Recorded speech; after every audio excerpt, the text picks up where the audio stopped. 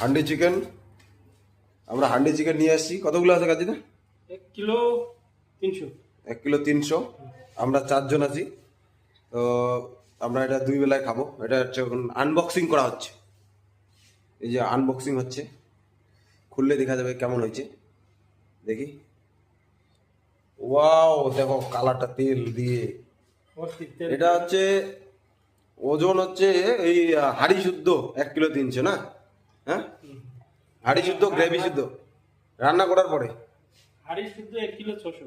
হাড়ি শুদ্ধ 1 কিলো 600, 300 গ্রাম হাড়িটা আর 1 কিলো 300 গ্রেভি আর হচ্ছে। হ্যাঁ, মাংস। এই যে আমাদের এখন ডিস্ট্রিবিউশন চলছে। আর চিকেনটা দেখো, হান্ডি চিকেন।